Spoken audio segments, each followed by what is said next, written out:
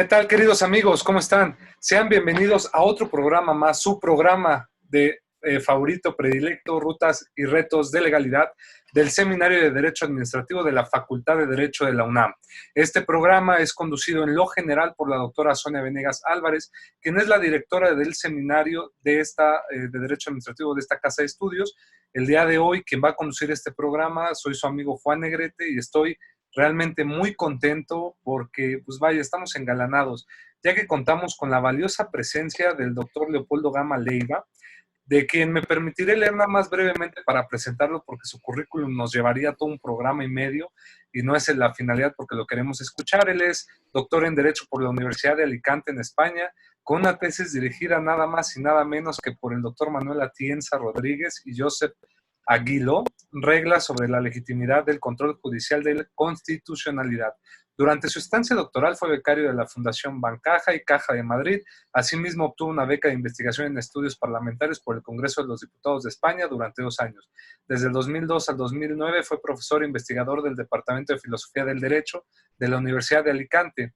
En el Tribunal Electoral del Poder Judicial de la Federación se ha desempeñado como asesor, secretario particular de magistrado y secretario de estudio y cuenta. En el ámbito docente, pues vaya, es un catedrático que ha dado a nivel maestría y licenciatura cátedras en materia de derecho procesal constitucional, interpretación constitucional, pero sobre todo argumentación jurídica. Y pues vaya, realmente es muy amplia la currícula del doctor Leopoldo Gama Leiva. Sea bienvenido, doctor, este es su espacio y gracias por estar con nosotros. No, muchísimas gracias a ti, Juan Antonio. Muchas gracias por la iniciativa. Saludo también con todo gusto a los alumnos que estén siguiendo su programa. La verdad es que me parece que es un proyecto que tienen ustedes muy interesante, sobre todo porque hay que acercar a los alumnos hacia lo que hacen los abogados, los académicos, los profesores de derecho, porque así creo que tenemos un acercamiento, digamos, a lo que se puede hacer y pues naturalmente seguimos pensando el derecho, ¿no? Esa es la idea. El derecho es una rama muy amplia, muy rica, tiene muchas vertientes de análisis y eso es lo importante y me alegra mucho acompañarlos. Muchas gracias por la iniciativa. No, gracias a usted, querido doctor. Este programa lo ven en su gran mayoría jóvenes universitarios, tanto en la UNAM como a nivel de todo el interior de la República y a nivel internacional. Y hoy realmente vamos a hablar un tema que es muy interesante, el neoconstitucionalismo y sus críticos. Por lo cual, querido doctor, creo que antes de poder entrar al neoconstitucionalismo, le preguntaría, ¿qué es el constitucionalismo en primer lugar? De acuerdo. Mira, el constitucionalismo puede verse desde dos distintas maneras. Por un lado, una forma muy específica de organizar los elementos de un Estado constitucional y por otro lado, una corriente de pensamiento propia de esta forma de organizar el Estado constitucional. Nosotros sabemos que todo Estado constitucional tiene ciertos rasgos, ciertas especificidades. La democracia constitucional, por un lado, podemos decir que une, digamos, dos vertientes de pensamiento. Por un lado, la posición clásica, liberal, que constituye en la idea de que el poder debe limitarse, debe someterse a ciertas restricciones con el objeto de que sea legítimo. Existen una serie de elementos, digamos, característicos que maximizarían, digamos, este fin que tiene el Estado constitucional, que es limitar el poder. Por ejemplo, podemos pensar pues, en el establecimiento de una constitución, ¿no? Una constitución escrita puede ser uno de esos elementos. Pero al mismo tiempo podemos pensar, por ejemplo, en la rigidez constitucional, ¿no? En la previsión de ciertos mecanismos, digamos, agravados, que impedirían, ¿sí? O pondrían ciertas trabas a la reforma a la Constitución. Adicionalmente, uno de los elementos característicos de este Estado constitucional, de esta fisonomía de organización jurídico-política, pues estaría la inserción, por ejemplo, de catálogos de derechos fundamentales en las constituciones modernas. Al establecer un catálogo, un conjunto de derechos fundamentales, pues lo que también estamos haciendo es estableciendo límites a aquello que las autoridades no deben hacer o aquello que deben procurar, que deben maximizar a través de ciertas acciones. Adicionalmente, esta fisonomía clásica constitucional incluye, por ejemplo, mecanismos de control judicial de constitucionalidad. Nosotros sabemos que hay dos grandes, históricamente, pues hay dos vertientes, digamos, la norteamericana y la europea, el control difuso y el control concentrado. El control difuso, pues en manos de John Marshall en la famosa sentencia Marbury versus Madison, y pues como padre del control constitucional concentrado, pues está Hans Kelsen, ¿no? Entonces, digamos, desde este punto de vista, digamos, el constitucionalismo puede verse desde el punto de vista de la estructura, ¿no? La estructura idónea, que tiene que tener un orden jurídico-político para ser legítimo, y desde otro punto de vista como una corriente que trata de justificar la existencia de estos elementos, ¿no? El por qué tienen que coexistir todos estos elementos en su conjunto. Digamos, la tradición constitucionalista pues viene de varias vertientes, como decía yo, pues del liberalismo, ¿no?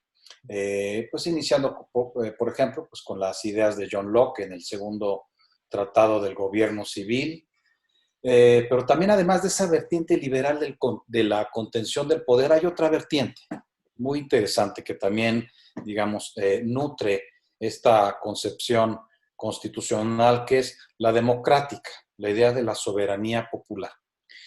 La democracia constitucional es entonces la suma de dos grandes corrientes de legitimidad política. El liberalismo como control, como un conjunto de previsiones que limitan al poder, pero por el otro lado también el ideal de la soberanía popular, el ideal de la participación política en pie de igualdad de todos los ciudadanos, ¿no? En la toma de decisiones fundamentales. Aquí sucede algo desde el punto de vista teórico, y es que al interior, digamos, de la democracia constitucional, estos dos elementos, el liberal, ¿no?, de contención al poder, y el democrático, tienden a generar ciertas tensiones al interior de una democracia constitucional. Digamos, mientras más se amplía la necesidad de poner límites al poder democrático, naturalmente, el poder democrático se va reduciendo. Los derechos fundamentales vendrían a ser una especie como de restricciones a aquello que no se puede decidir democráticamente. Entonces, desde ese punto de vista, pues tendríamos una democracia limitada. Y entonces, al mismo tiempo, digamos, se genera la necesidad de buscar un equilibrio, digamos, entre estas dos vertientes. Y la pregunta es, ¿qué tipo de estructura constitucional le haría justicia a este equilibrio? Pero al mismo tiempo, ¿qué modelo, qué concepción teórica nos permitiría, por un lado, explicar, pero también justificar, ¿no?, estos modelos? Ahora, el neoconstitucionalismo, digamos, puede describir un cierto acercamiento particular de un grupo de juristas, filósofos del derecho, hacia este fenómeno del Estado constitucional. En estricto sentido, digamos, el neoconstitucionalismo nace como una etiqueta para criticar un cierto movimiento. Eso podríamos, digamos, con eso podríamos empezar, si quieres, a platicar sobre el neoconstitucionalismo. O sea que, por ejemplo, doctor, esta figura o este movimiento de los neoconstitucionalistas o esta corriente viene a ser una crítica al constitucionalismo clásico que ya vivíamos.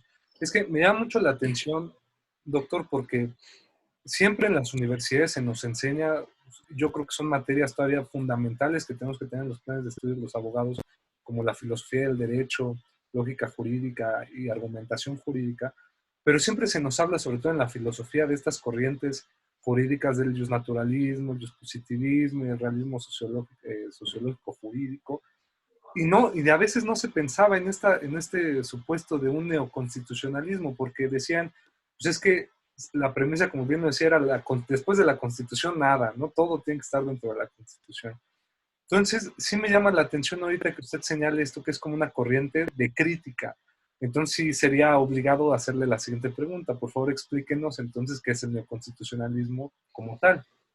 Sí. Mira, desgraciadamente la etiqueta neoconstitucionalismo hace alusión a una serie de fenómenos teóricos que intentaron en algún momento agruparse. Déjame te cuento la historia. La etiqueta nació por los integrantes de la Escuela Genovesa de Filosofía del Derecho. Fundamentalmente por un artículo de la profesora Susana Pozzolo, se titula Neoconstitucionalismo y especificidad de la interpretación constitucional, por allá del 1996. Okay. La idea de la profesora Pozzolo, perteneciente a la Escuela Genovesa, pues fue introducir esta etiqueta con un ánimo, digamos, un propósito eminentemente crítico, ¿sí? De descalificación de una corriente que entendía al derecho de una determinada forma, de una forma, digamos, no positivista. Los genoveses eran o siguen siendo positivistas jurídicos, pero además de eso, escépticos. Okay. Es una de las características, me parece, que tienen. El problema es que la forma como empezamos a darle, digamos, recepción a esa etiqueta generó una serie de confusiones. Pero vámonos por orden. Por ejemplo, Manuel Atienza es uno de los críticos de la etiqueta neoconstitucionalismo, ¿no? Okay. ¿En qué sentido se critica? Se dice, la etiqueta es muy ambigua, ¿sí? Arrastra una serie de imprecisiones conceptuales que en el fondo no me permiten explicar el fenómeno jurídico político del Estado constitucional. Pero por otro lado, ¿sí?, con esa etiqueta, lo que pretendió hacer Susana Pozzolo es integrar un conjunto de autores que a su parecer guardaban ciertos elementos en común, ¿no? Por ejemplo, ¿qué decía ella, ¿no? Ella lo que buscaba, digamos, era el impacto en la interpretación constitucional de un conjunto de autores que ella consideraba, como decíamos, digamos, que se podían unir por una serie de etiquetas, ¿no?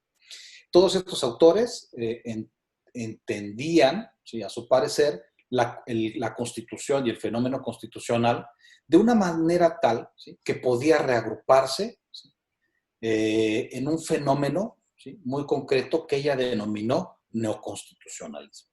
Pero la etiqueta la utilizó para criticarlos, ¿no?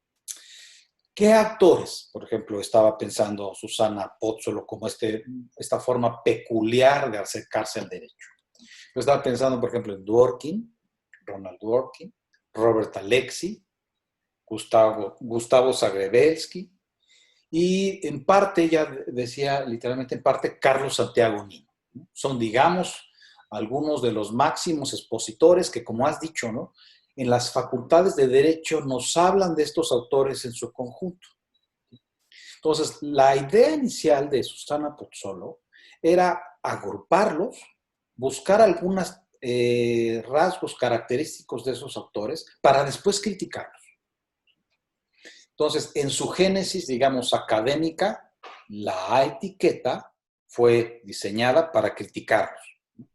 Esto es un poco extraño porque no es digamos, extraño ver algunos académicos contemporáneos que, por ejemplo, piensan que en la escuela genovesa son los mentores del neoconstitucionalismo.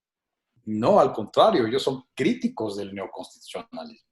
¿Pero qué criticaban? Déjame contarte un poco. Mira, ellos veían que en el neoconstitucionalismo se daba, por ejemplo, una preferencia de los principios sobre las normas.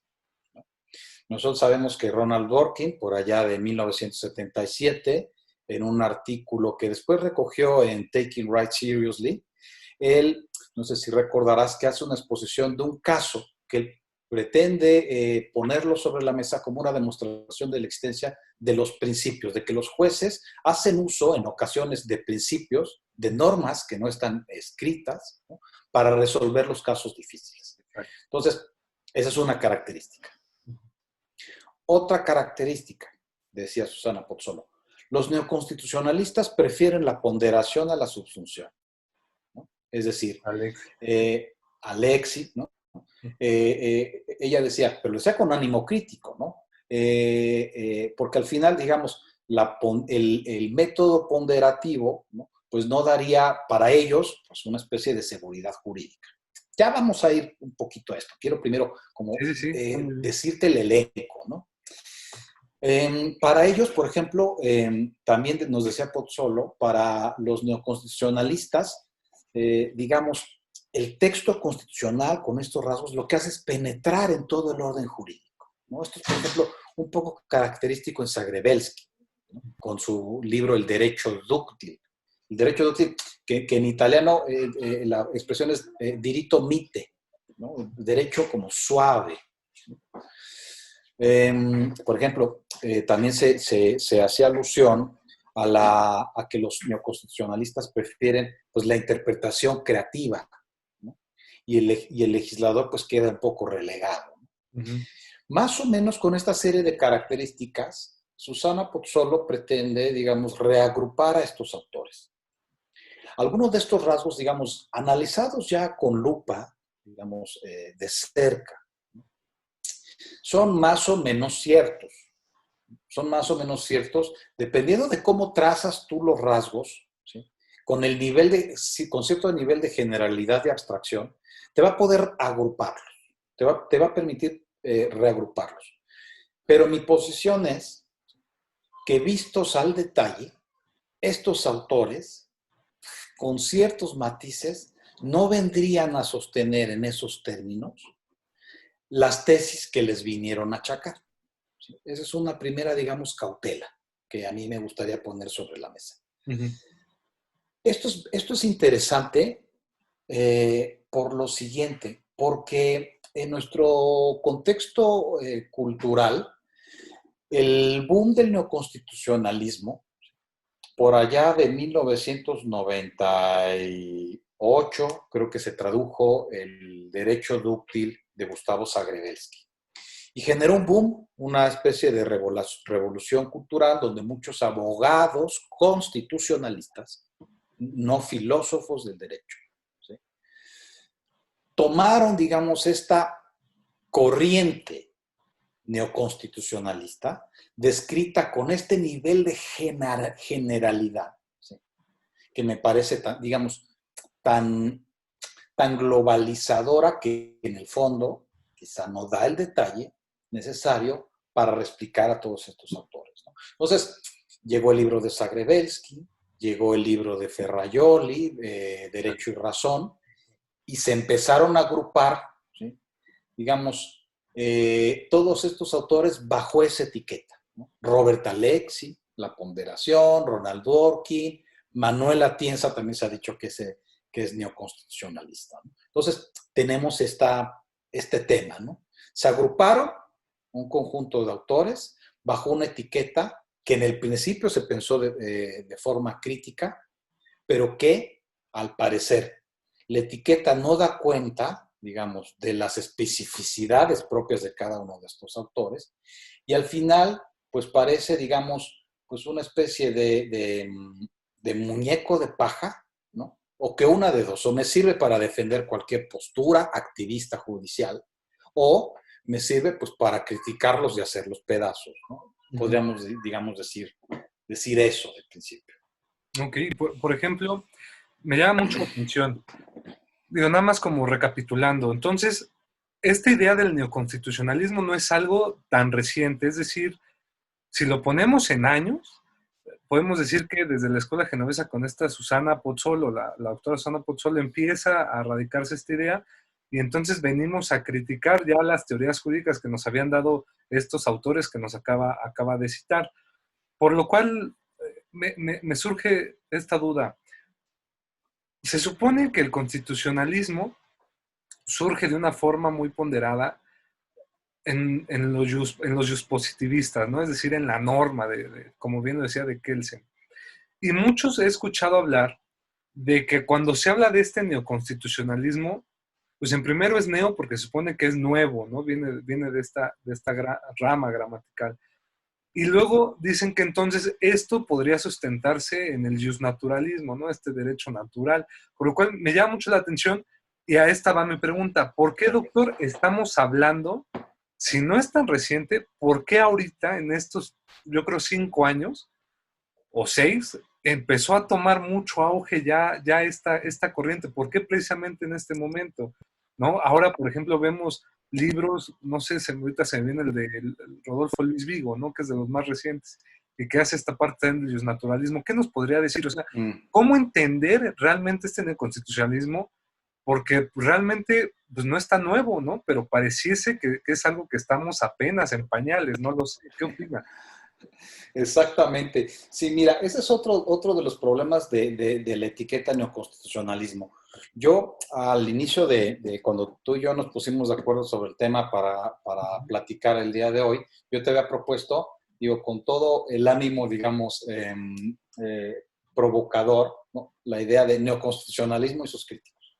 Pero la verdad es que la etiqueta debe de criticarse. Es decir, al nivel, yo diría, debemos excluirla del uso, digamos, descriptivo de las corrientes del Estado constitucional. ¿Por qué? Por su imprecisión, ¿sí? Por su nivel general de abstracción. En el fondo, lo que sí quisiera decirte, y digamos, y esto toca la relación entre positivismo y justnaturalismo. Ok. Vamos a ver. Ronald Dworkin es un autor no positivista. ¿Qué quiere decir esto? Ronald Dworkin, digamos, uno de los rasgos por los cuales podríamos clasificarlo como un autor no positivista es porque él acepta una conexión entre derecho y moral. Nosotros sabíamos desde la crítica positivista precisamente al justnaturalismo que los autores positivistas niegan no cualquiera, ¿no? No niegan una conexión, digamos, fáctica, histórica, ¿no? Evidente. Niegan la conexión entre derecho y moral desde el punto de vista conceptual, ¿no? El problema, digamos, por ejemplo, ¿cómo lo aborda un Luigi Ferrajoli? Luigi Ferrajoli nos dice, bueno, los derechos humanos, ¿sí?, que anteriormente, antes del surgimiento histórico del Estado constitucional, los derechos humanos estaban, digamos, fuera del ordenamiento jurídico. Constituían sus criterios de legitimidad política, ¿sí? No eran criterios juridificados, estaban fuera del derecho. En algún sentido, ¿sí?, todos los defensores, ¿sí?, de los derechos humanos, previo a su positivización, pues, podrían haber sido considerados justnaturalistas, ¿no? Y de hecho, son clasificados o podemos clasificarlos como autores justnaturalistas. Cualquiera que defendiera, por ejemplo, el derecho a no ser juzgado, a no ser sancionado sin un juicio previo, cualquiera que pudiese reclamar, por ejemplo, la libertad de pensamiento, la libertad religiosa, la libertad de expresión, antes de su reconocimiento y de su integración en el derecho positivo, pues era un justnaturalista. Era alguien que te hablaba sobre criterios extrajurídicos. Pero ¿cómo se resuelve este problema? Por ejemplo, en la teoría de un Luigi Ferrajoli, pues se incorporan los derechos fundamentales al interior del orden jurídico y esa internalización genera cambios en la forma en la que concebimos el derecho desde el punto de vista estructural y el razonamiento jurídico, ¿sí? Eso es bien interesante. O sea, yo lo que propondría, ¿sí?, sería, en lugar de utilizar una etiqueta tan ambigua como neoconstitucionalismo, en la cual de inicio se utilizó para dar cuenta de la concepción del derecho de todos estos autores. Pero vamos a ir poco a poco. Entonces, Ferrajoli, digamos, nos dice, pues los derechos fundamentales, los derechos humanos se juridifican y son condiciones de validez de las demás normas. Son condiciones de validez sustancial, dice Ferrajoli.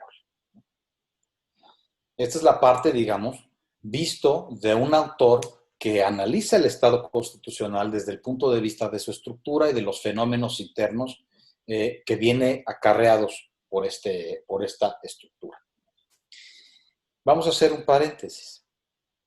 Luigi Ferrajoli es uno de estos autores que se ha querido jalar a la etiqueta del neoconstitucionalismo, pero creo que Luigi Ferrajoli no es nada neoconstitucionalista en este sentido. Por ejemplo, una peculiaridad. Luigi Ferrajoli no cree en los principios. ¿Sí? O si bien es cierto, digamos, podría afirmar que ciertas normas poseen la característica propia de los principios, ¿sí? Pero, digamos, estos no juegan al modo como creen otros autores. Es decir, no requeriríamos ponderar para efectos de su aplicación en casos concretos.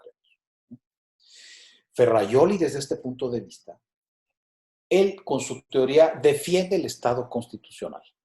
Él defiende la democracia constitucional. Él defiende un Estado con una constitución escrita, con una constitución rígida, con la inclusión de derechos fundamentales, con la inclusión de un tribunal constitucional en la cúspide del sistema que nos diga qué cuenta como derecho. ¿Sí? Ronald Dworkin, ¿sí?, también con su teoría pretende justificar esta forma, este diseño constitucional. Zagrebelsky también. Carlos Nino, no. ¿Sí? ¿Qué otro autor? Robert Alexi sí. Pero si nosotros nos ponemos a examinar con lupa estos autores, como empezamos más o menos a hacerlo con Luigi Ferrajoli, va a haber ciertos matices. Por ejemplo, Luigi Ferrajoli es un escéptico. Si uno busca, por ejemplo, la palabra valor en la obra de Luigi Ferrajoli, en Derecho y Razón, o en las casi 3.000 páginas que integran Principia Juris, teoría jurídica de la democracia, no va a encontrar la palabra valor, ¿sí? No va a encontrar la palabra ponderación. En Robert Alexi sí. En Ronald Dworkin sí. Curiosamente, Carlos Nino sí cree en los valores de esta forma. Entonces, digamos, vamos a volver a hacer un doblez en esta sábana que estamos construyendo ahorita en la plática. Se nos presentó en un inicio un conjunto de autores, con una serie de tesis desarrolladas de una manera tan amplia, que nos daría para reagruparlos, o para agruparlos, perdón. Pero cuando analizamos, digamos, estos autores con lupa, tienen muchas diferencias en el fondo, ¿no? Robert Alexi, por ejemplo. Robert Alexi es un autor, es uno de los autores que nosotros sabemos que traza y que una de las bases de su teoría de los derechos fundamentales es la distinción entre principios y reglas, que la tomó del propio Ronald Dworkin. Los principios, a diferencia de las reglas, tienen una dimensión, como dice Dworkin, de peso. Es decir, cuando los vas a aplicar tienes que evaluar cuál, digamos, de los dos pesa más. A diferencia de las reglas se aplican al todo o nada. Hay una forma de explicar la diferencia entre reglas y principios. No quiero detenerme ahorita en eso. Lo que quiero detenerme es, trazan esta distinción entre principios y reglas y nos dicen, ambos tipos de enunciados funcionan de manera distinta en el razonamiento jurídico. Entonces, habíamos dicho hace unos momentos, cuando se insertan los derechos fundamentales al interior del orden jurídico, se generan dos impactos. Uno, al interior del orden jurídico se afectan los esquemas de validez de las normas. Ya no nada más va a ser el quién y el cómo la emitió, sino también su contenido. Por el otro lado, se afecta, ¿sí?, o se impacta el razonamiento jurídico, el modo como los abogados piensan con el derecho y operan con el derecho. La distinción entre principios y reglas está vinculada con el método que se conoce como el principio de proporcionalidad y uno de sus pasos específicos, que es la proporcionalidad en sentido estricto o la ponderación. La ponderación es un método, ¿sí?, que te permite a ti sintéticamente el paso de los principios a las reglas, que te permite a ti evaluar cuándo, ¿sí?, la afectación a un principio está compensada por las ganancias o los beneficios de la persecución de otro principio que esté en juego. Eso básicamente es la ponderación. Ahora, estos autores nunca dijeron que la ponderación excluya la subsunción. Más bien dicho, la ponderación es un paso previo a la subsunción. Entonces es ahí una primera distinción. ¿Sí? La ponderación no excluye la subsunción. La subsunción va a seguir existiendo porque para la resolución de casos concretos nosotros aplicamos reglas generales a casos específicos y a partir de ahí extraemos sus consecuencias normativas. Entonces, digamos, ese es el primer matiz. Así es. Tampoco dicen que el derecho esté integrado solamente por principios. De hecho, Robert Alexy pues, dice, por ejemplo, un derecho fundamental, ¿sí? Todo su contenido completo, digamos, pues puede considerar tanto su principio, su formulación como principio, como su formulación como regla. Entonces, cuando nos ponemos a examinar cada una de estas características con las que se quiso englobar al neoconstitucionalismo, vemos que en el fondo hay muchos matices que hay que tomar en cuenta. Pero ¿qué pasa cuando no se toman esos matices? ¿Qué pasa cuando no somos conscientes y tomamos, digamos, como fenómeno positivo el neoconstitucionalismo?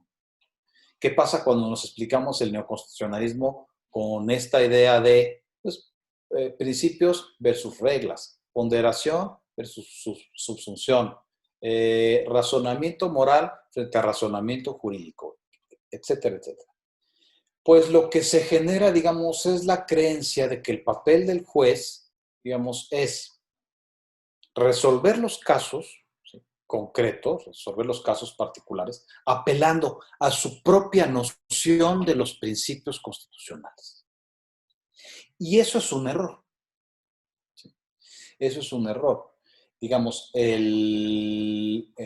autores como también el mismo Atienza, digamos, han marcado, digamos, ahí esta relación entre el neoconstitucionalismo y el activismo judicial. Y el activismo judicial es una actitud al momento de decidir los casos que es contraria al principio de legalidad, que es contraria al Estado de Derecho. Pero aquí, digamos, ya llegando a este punto, yo quisiera hacer, digamos, algunos matices. Sí. Por un lado, hemos querido englobar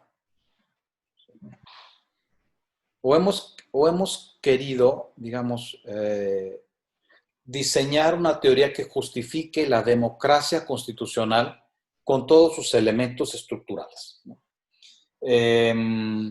Decíamos, constitución rígida.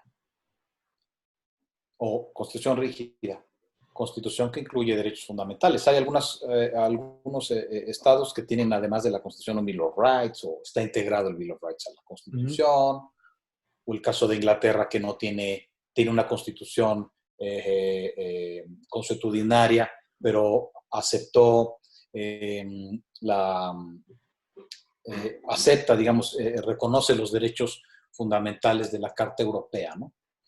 Si nosotros nos ponemos a examinar el mundo constitucional tal como es, nos podemos dar cuenta que hay órdenes jurídicos que no tienen constitución escrita, tienen constitución consuetudinaria. Hay sistemas jurídicos que no tienen derechos fundamentales reconocidos positivamente.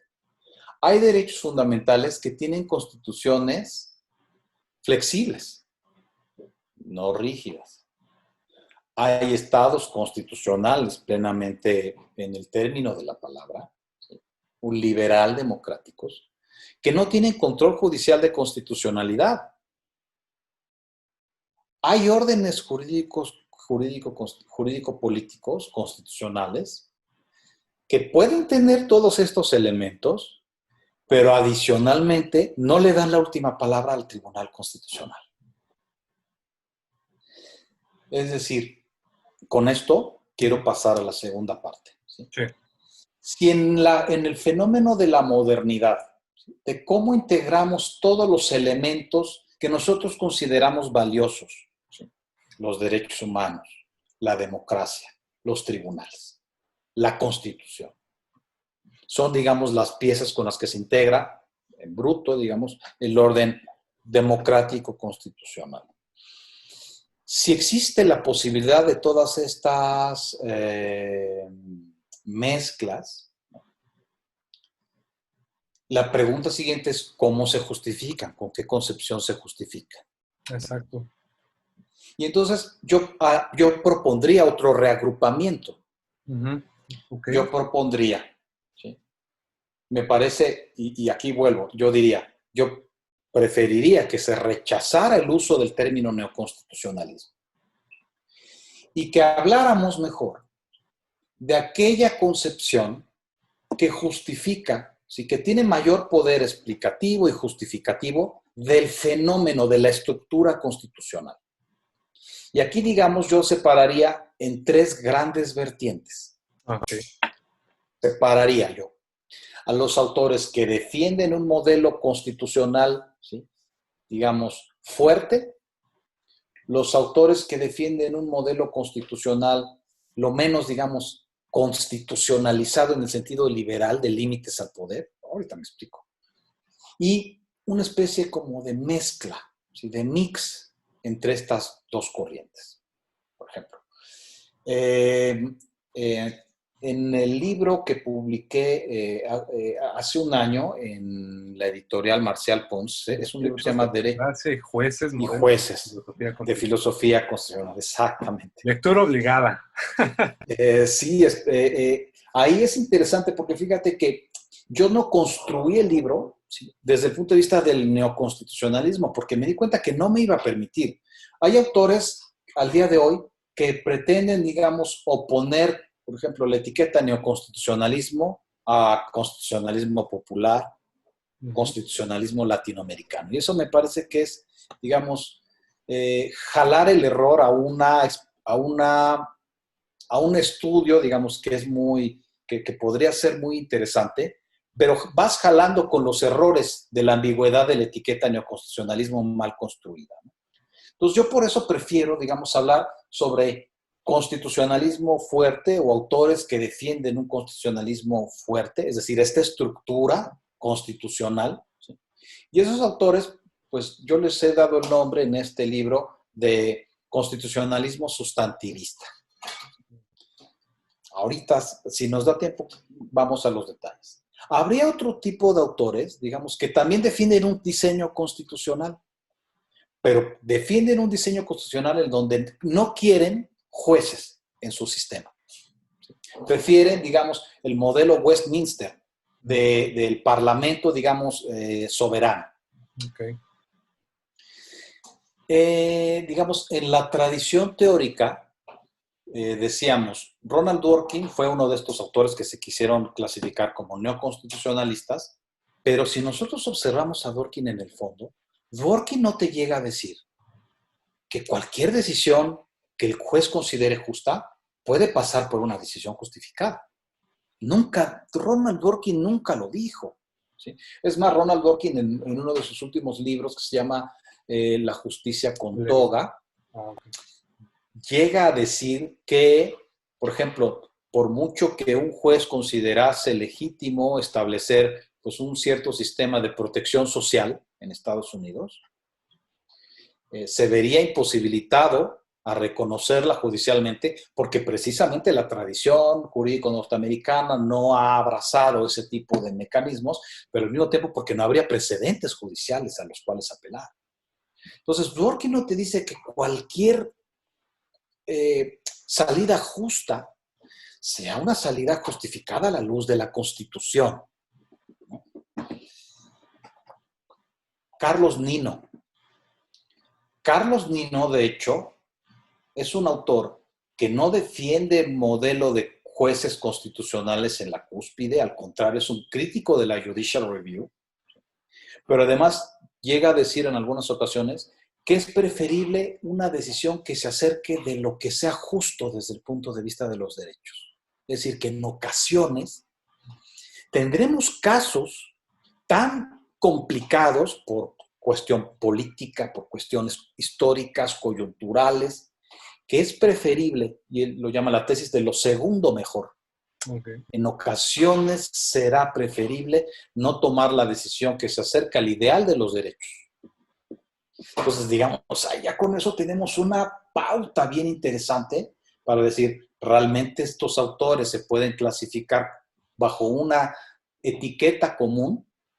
Y déjame darte una tercera diferencia. Sí. Robert Alexy. Robert Alexy, digamos, el padre del test de proporcionalidad, o uno de los autores que mayor empeño le ha dado a la tarea de racionalizar lo que se conoce como ponderación. Robert Alexy reconoce que en el método ponderativo hay ocasiones en donde tendremos situaciones de incerteza, ¿no? Y lo llama márgenes epistémicos, ¿sí? Tanto empíricos como normativos. Es decir, no sabemos, digamos, las complejidades del mundo, ¿sí? Y no sabremos valorar efectivamente los grados de afectación. O dos, no podremos, habrá casos en donde no podemos determinar qué peso pesa, qué principio pesa sobre otro. Y en estos casos, dice Robert Alexy, hay que ser deferente al legislador. Entonces, cuando los analizamos con lupa, digamos, no son tan activistas. Por eso a mí, digamos, me causa un poco de extrañeza cuando se critica al día de hoy a todos estos autores como un respaldo al activismo judicial. Yo creo que no, yo creo que la gente que lo cree está equivocada, ¿no? Y ellos son activistas, ¿sí? Ellos son unos activistas justicieros, digamos, ¿no? Que prefieren hacer a un lado el derecho escrito, ¿sí?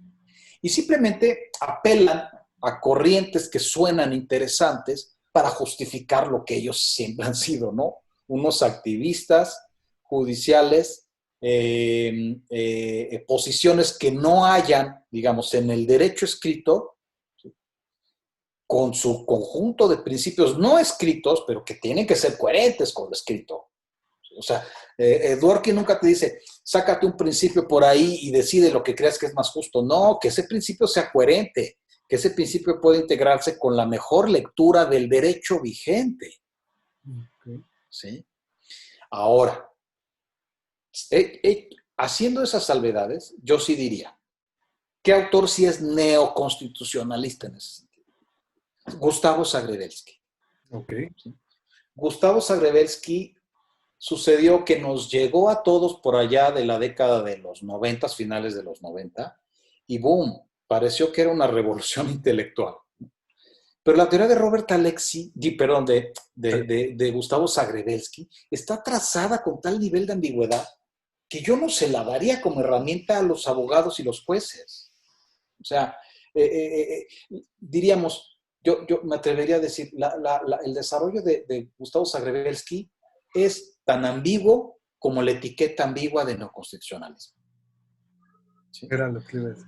Sí, entonces a mí me extraña también abogados que quieren, digamos, meter a Zagrebelsky dentro de este desarrollo teórico tan disciplinado, tan claro, ¿sí? Como es el de Robert Alexy, ¿no? Zagrebelsky, claro, pues es que Zagrebelsky es un juez, ¿no? Es un juez o era juez constitucional, ¿sí? No es una jurista de extracción teórica, él es un práctico, ¿no? Entonces, esto sí me gustaría, digamos, ser muy claro, ¿no? Sí. El acercamiento al fenómeno constitucional de los filósofos del derecho con el fin de justificar el orden jurídico actual que yo vivo. El acercamiento, digamos, del abogado constitucionalista, que es descriptivo. El abogado del politólogo, el acercamiento del politólogo a este fenómeno. Tienes tres grandes clasificaciones, ¿no? Uh-huh. Y nosotros podemos encontrar en la academia actual representaciones de estos tres segmentos. Sí. El fenómeno constitucional visto por los filósofos, el fenómeno constitucional visto por los constitucionalistas, hay muchos autores que hoy se llaman constitucionalistas, ¿no? O los derecho procesal constitucionalistas, Uh-huh. que ven una parte del fenómeno, pero no lo ven todo, no lo ven la parte del fenómeno como lo ven los filósofos del derecho. También dentro de esta segunda corriente están los constitucional comparatistas, ¿no? Los que hacen derecho constitucional comparado. Y hay una tercera, digamos, acercamiento al fenómeno constitucional, que es el de los politólogos que hacen derecho comparado, pero ya mediante una metodología empírica, ¿sí? Más digamos, más cercana a la ciencia política, ¿no? Entonces, esta es otra de las previsiones que a mí me sirven, digamos, para decir, Zagrebelsky no nos permite, digamos, ni siquiera justificar a su mejor luz una decisión jurídica. ¿Por qué? Porque su teoría está trazada muy ambigua. De hecho, precisamente Guastini, Ricardo Guastini, un genovés crítico del neoconstitucionalismo, tiene un libro que critica a Gustavo Zagrebelsky, un ensayo que se llama Diritto Mite, Diritto Incerto. Derecho suave, derecho dúctil, es un derecho incierto. ¿Sí?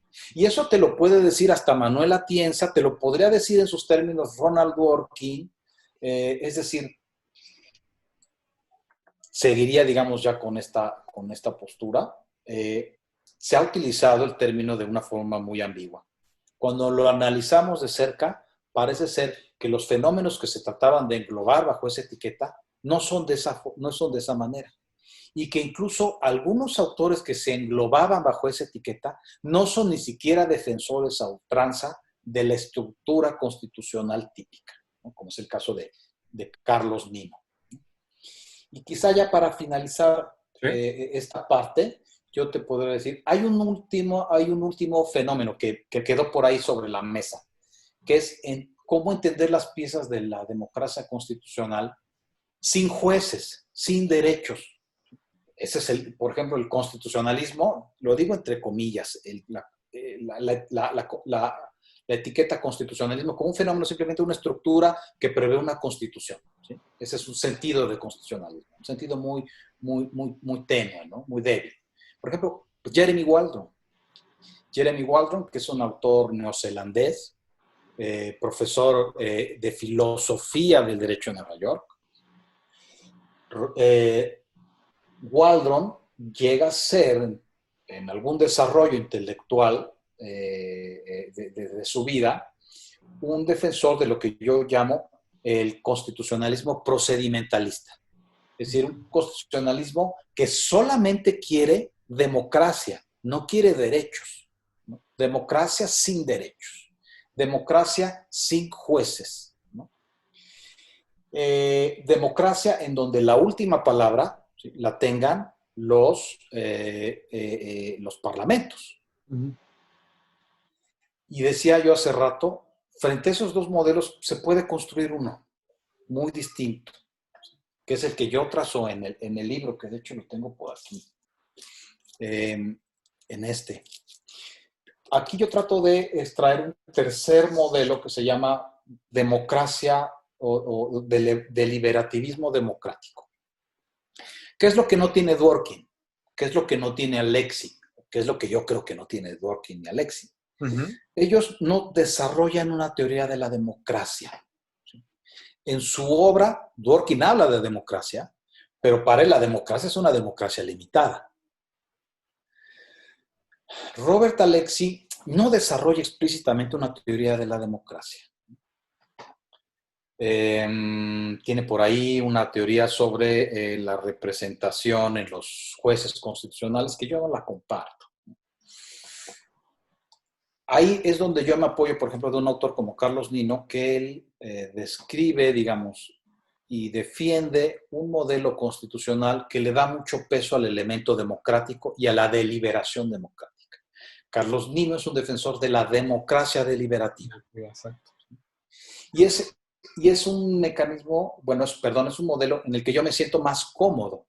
Es decir, que creo que es el que está más justificado. Cuando uno analiza las piezas que integran el Estado constitucional, derechos, democracia y tribunales constitucionales o jurisdicción constitucional, me parece que hay que buscar el modelo que logre equilibrar estos tres elementos. El modelo de Dworkin me parece que no lo equilibra. El modelo de Waldron tampoco lo equilibra. el modelo de Nino permitiría equilibrar estos tres elementos. Pero claro, yo en el libro le hago unas correcciones a la propuesta de Carlos Nino y de ahí intento desarrollar pues mi propia concepción que me permite, digamos, justificar qué modelo de Estado constitucional. El modelo de Estado constitucional que desde mi punto de vista permite equilibrar cada uno de sus elementos integrantes es el que yo te describí hace rato. Es el de un sistema que prevé derechos fundamentales, que tiene constitución, que tiene rigidez constitucional, que tiene jueces, tribunales constitucionales, ¿sí? Pero que no le da la última palabra a la Corte en todos los asuntos de discrepancia sobre derechos fundamentales. ¿Qué país es ese? Ese país es Canadá. Ya sé que se ha dicho por algunos politólogos que no se ha usado lo que llaman los canadienses la cláusula del notwithstanding. Es una cláusula que está, si no recuerdo mal, en la sección 33 de la Constitución canadiense, donde nos dice algo así como: a pesar de que una disposición legislativa haya sido invalidada por el Tribunal Constitucional, el Parlamento va a poder revivirla, volverle a dar validez a esa norma declarada inconstitucional por el Parlamento. Tiene una previsión temporal, ¿no? Dura solamente, tiene una vigencia determinada y después tiene que refrendarse por el Parlamento siguiente. ¿Sí? Okay. Esa es la peculiaridad que tiene el sistema de Canadá. Las discrepancias últimas sobre la interpretación y alcances de los derechos no se delega en todo tipo de derechos a los jueces, pero en ciertas circunstancias sí se delega a los jueces y en otras circunstancias se delega la decisión a los parlamentos. Es decir, la decisión última está repartida entre jueces y parlamento. Y es bien interesante ese modelo. Oiga, doctor Leopoldo Gama Leiva, de verdad, me interesa mucho porque lo que ahorita pudieran haber escuchado que se vuelve un poco tal vez filosófico, pues no es tanto, porque realmente es recomendable leer a todos los autores que ya vimos para comprender todo esto. Aparte de que el hecho de saber filosofía, comprender estas teorías, pues ayuda a uno a tener argumentos más sólidos de cómo se contempla el derecho ya en un plano hasta de ejecución. Me parece, doctor, si no estoy mal, creo que el neoconstitucionalismo, más que una corriente nueva de formación, creo yo que es como un ente gelatinoso que no es firme todavía, que más bien todavía le falta como una ubicuidad, creo, como lo hemos visto en muchos autores y por eso sus críticos también. Me parece fenomenal esta parte. Digo, lamentablemente el tiempo siempre es cruel y no nos deja seguir con más esto. Digo, sería muy interesante que pudiéramos ir platicando de este tema y muchos otros en algún otro programa. Creo que ahorita con lo que hemos visto analizamos muy bien esta teoría. Me quedo con estos 3 rubros de acercamiento al constitucionalismo que nos acaba de dar, porque creo que son muy interesantes. Y pues vaya, a todos los que nos ven, recomendarles la literatura obligada. Digo, yo ya tengo la obligación de leer el artículo de la doctora Susana Pozzolo, porque lo desconocía, pero realmente acercarnos a estos autores, leer el libro de nuestro invitado también, digo, todo siempre nos ayuda a crear mejores criterios personales. Y pues vaya, de verdad, doctor Leopoldo Gama, muchas gracias por estar con nosotros, por compartir de su conocimiento que es vasto en estos breves momentos. Creo que nos deja tarea.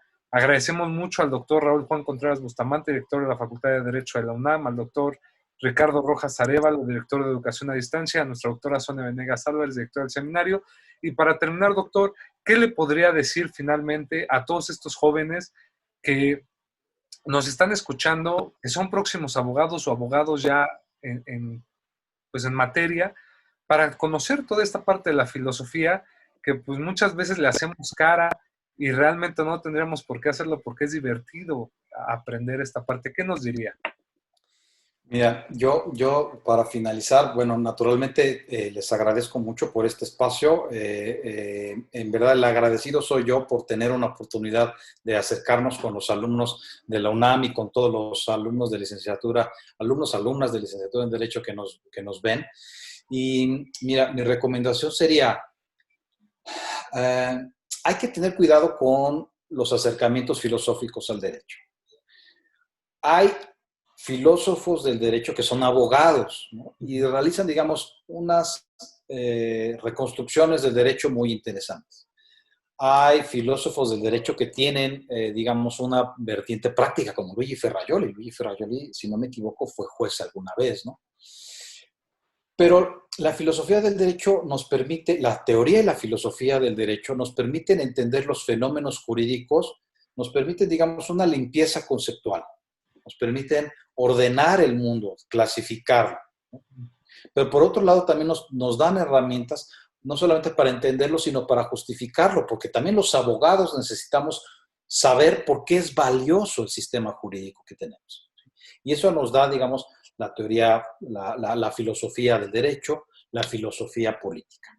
Entonces yo les recomendaría, digamos, no tomar a estos autores con miedo, ¿no? Sino, digamos, buscar una forma de acercarse a ellos lo más posible, prescindiendo, digamos, de algunos debates, lugares comunes, ¿no? Le recomendaría, pues sin duda alguna, pues leer a quien ha sido mi maestro, Manuel Atienza. Pues tiene un libro que es bastante amigable, me parece, El sentido del derecho. Recomendaría a Carlos Nino, Introducción al análisis del derecho, digamos, y empezar poco a poco, porque si nos vamos sumando corrientes sin una previa, digamos, orientación, nos podemos perder.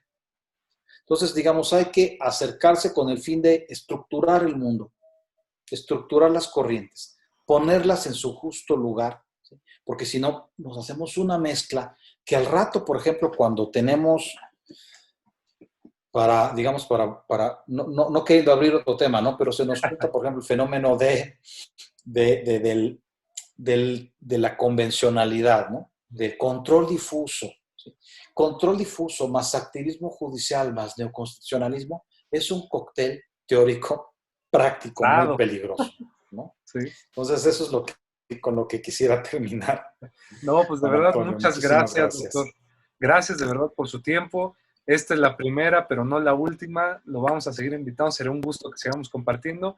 Y ahí estamos cocinando otro programa entre usted y yo, muy, muy interesante. Ya lo verá nuestro público. Claro. A todos ustedes decirles, por favor, compartan este material, ya que le puede ser de utilidad a muchas personas. Denos un like si es de su agrado y sobre todo suscríbanse para que día con día les esté llegando la nueva información que subimos para ustedes. Doctor Leopoldo Gama, muchas gracias y excelente tarde. No, muchísimas gracias a ustedes de nueva cuenta. Les agradezco la invitación. Buena tarde.